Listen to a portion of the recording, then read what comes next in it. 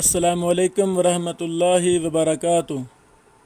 امام علی بن مدینی رحمہ اللہ پر چند ایک اعتراضات بعض باطل لوگ، باطل فکر اور منہج والے لوگ ان کو پھیلانے کی ناکام کوشش کرتے ہیں۔ ہم ضروری سمجھتے ہیں کہ ان پر بھی اشارتاً وضاحت کر دی جائے تاکہ ہمارے طلبہ و طالبات ان اعتراضات کی حقیقت کو سمجھ سکیں۔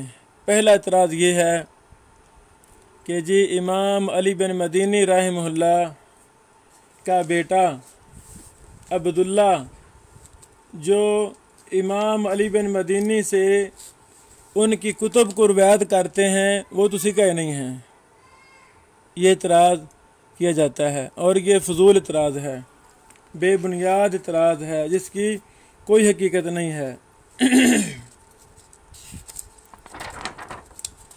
اس مسئلہ میں تفصیل ہے، ہم اختصار کے پیش نظر اس کو سمجھانا چاہتے ہیں کہ امام علی بن مدینی رحمہ اللہ کے بیٹے عبداللہ رحمہ اللہ اپنے والد محترم کی کتب کو نقل کرتے ہیں اور کتاب سے روایت کرتے ہیں۔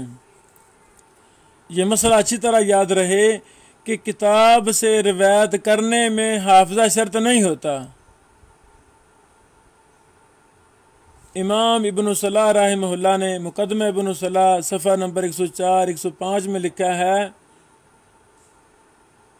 حافظاً ان حدث من حفظی ضابطاً لکتابہ ان حدث من کتابی، اگر حفظ سے روایت کرے تو حافظ ہو اور کتاب سے روایت کرے تو اپنی کتاب کو سنبھالنے والا ہو، اس کی حفاظت کرنے والا ہو۔ یہ بات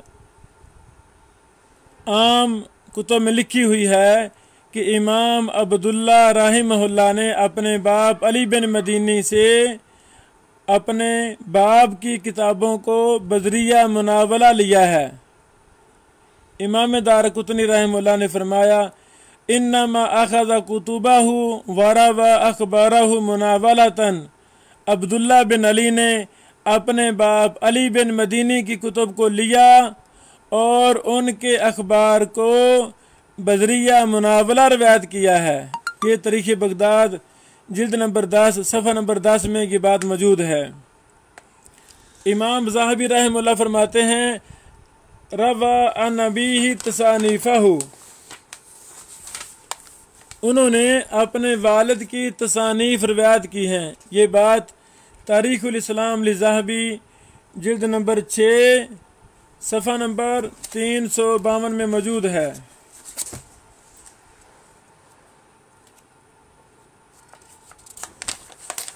اسی طرح ائمہ محدثین نے علی بن مدینی رحمہ اللہ کے بیٹے عبداللہ کی مرویات کا اعتبار کیا ہے۔ یہ معتبر اور معتمد علیہ راوی تھے امام علی بن مدینی کی کتب کو روایت کرنے کے لحاظ سے، کسی نے کوئی شک و شبہ نہیں کیا۔ اللہ اکبر۔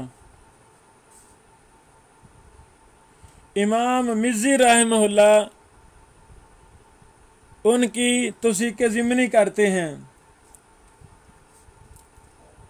تہذیب الکمال جلد نمبر 1 صفحہ نمبر 153 میں لکھتے ہیں، جس قول کی اسناد ہم اس کے قائل تک ذکر نہ کریں تو ان میں سے جو صیغہ جزم سے منقول ہے اس کے قائل تک اسناد میں ہمیں کوئی حرج والی بات معلوم نہیں ہے، اور یہ بات معلوم شدہ ہے کہ امام مزی رحمہ اللہ نے اس کتاب میں عبداللہ بن علی بن مدینی کے طریق سے امام علی بن مدینی کے بے شمار اقوال بالجزم نقل کیے ہیں۔ اللہ اکبر۔ تو یہ ایک طرح کی توثیق ضمنی ہے۔ اسی طرح حافظ ابن حجر اسقلانی رحمہ اللہ نے تلخیص الحبیر جلد نمبر 1 صفحہ نمبر 245 میں علی بن مدینی کے بیٹے عبداللہ کی ایک روایت کو ترجیح دی ہے۔ اللہ اکبر۔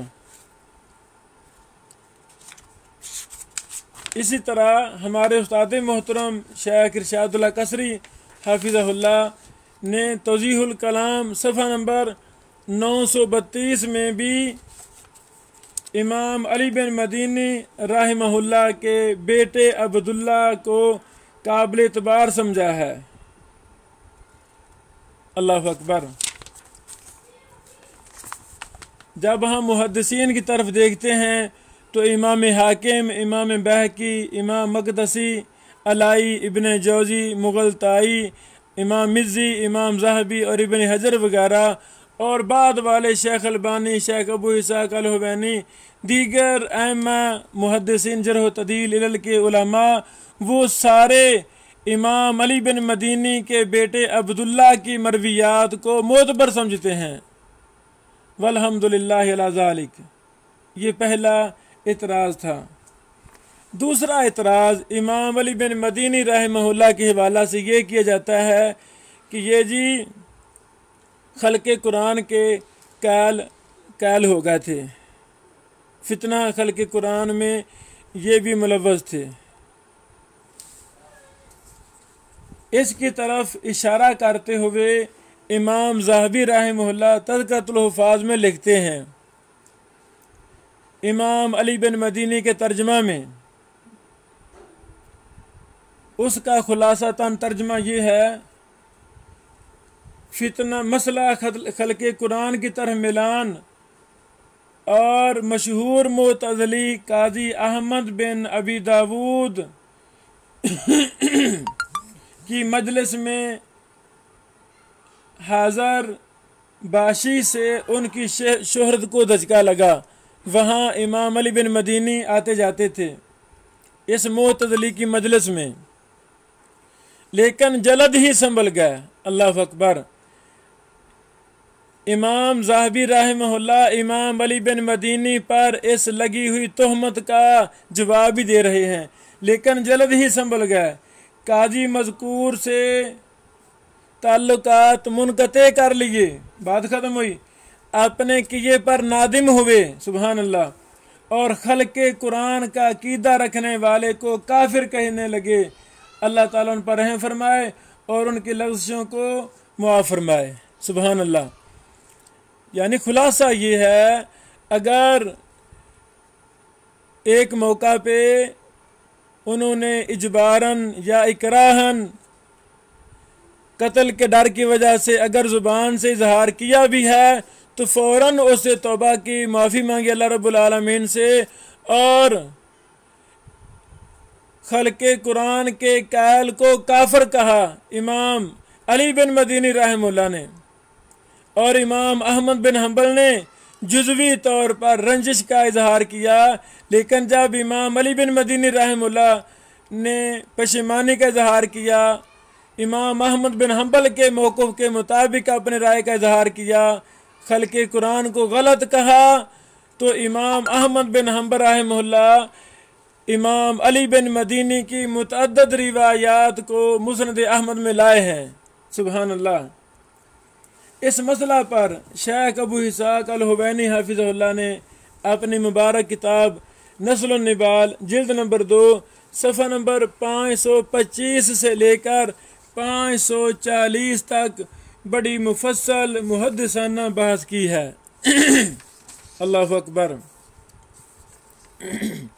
اور ثابت کیا ہے کہ امام علی بن مدینی رحمہ اللہ کا خلق قرآن کے حوالہ سے وہی منہج اور عقیدہ تھا جو عام محدثین کا تھا، باوجود اگر ایک دفعہ کو جملہ زبان سے نکالا ہے تو فوراً اس سے توبہ کی رجوع کیا اور قرآن و حدیث کے مطابق ہی اپنے عقیدہ اور ایمان کا اظہار کیا۔ یہ تفصیل آپ نسل النبال میں دیکھ سکتے ہیں۔ تیسری بات، مجہول راوی کے حوالہ سے جو عام محدثین کا منہج ہے اس سے معمولی سا ہٹ کر امام علی بن مدینی کا منہج اور موقف ہے، وہ بھی ہم اختصار کے ساتھ پیش کرنا چاہتے ہیں۔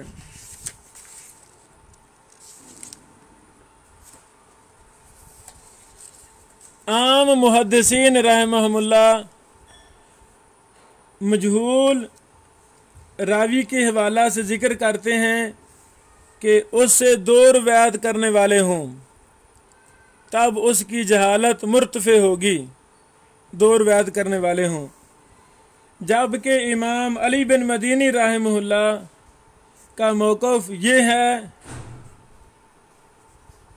کہ وہ راوی مشہور ہونا چاہیے۔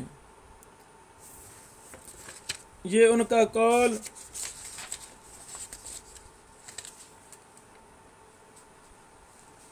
ابن رجب الحنبلی رحمہ اللہ نے اپنی کتاب شرح الترمذی جلد نمبر 1 صفحہ نمبر 397 میں ذکر کیا ہے، وہاں یہ آپ دیکھ سکتے ہیں۔ اس قول کا خلاصہ یہ ہے، ظاہر بات ہے کہ وہ آدمی کی علماء کے درمیان شہرت ہو، اس کی حدیث کی کثرت وغیرہ کو ملحوظ رکھتے تھے اور وہ صرف ایک جماعت کے اس سے روایت بیان کرنے کو نہیں دیکھتے تھے۔ اللہ اکبر! یعنی امام علی بن مدینی رحمہ اللہ کا نظریہ عام محدثین سے ذرا ہٹ کر تھا۔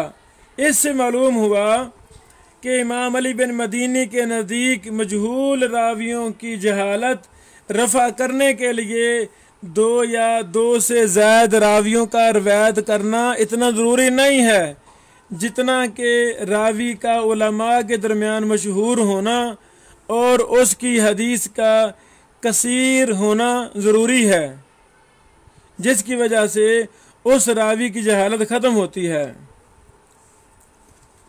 اسی موقف کے متعلق امام ابن رجب رحمہ اللہ لکھتے ہیں، وابن المدینی یشترط اکثر من ذالک، کہ امام ابن المدینی رحمہ اللہ اس سے بھی زیادہ شرط بیان کرتے ہیں۔ اللہ اکبر! جب ہم امام علی بن مدینی رحمہ اللہ کے مجہول کے حوالہ سے سیغے دیکھتے ہیں تو امام علی بن مدینی رحمہ اللہ عام محدثین کی طرح لفظ مجہول استعمال کرتے ہیں، یا رجل مجہول، یا شیخ المجہول، یا مجہول لا عارفہ وغیرہ ملتے جلتے اسی طرح کے الفاظ بیان کرتے ہیں۔ دیگر علوم حدیث کے مسائل، انقطاع کا مسئلہ ہے، مرسل ہے، تدلیس ہے وغیرہ وغیرہ، وہ مسائل میں امام علی بن مدینی کے وہی موقف ہیں جو عام محدثین کے موقف ہیں، ان میں کوئی خاص اختلاف نہیں ہے۔ ان پر ہماری بحثیں علل کے اصول و ضوابط پر جو ہم نے 43 لیکچر دیے ان میں وہ بحثیں گزر چکی ہیں۔ تو جو عام محدثین کے مسائل ہیں وہی مسائل امام علی بن مدینی کے ہیں۔ اللہ اکبر! یہ چند تمہیدی بحثیں تھیں امام علی بن مدینی کے حوالہ سے۔ اب ہم اصل کتاب جو العلل و معرفت الرجال سیدنا ابو ہریرہ رضی اللہ تعالی عنہ کی معلول روایتوں سے علی بن مدینی رحمہ اللہ نے بات شروع کی ہے، ہم وہاں سے بات شروع کرتے ہیں۔ بارک اللہ فیکم۔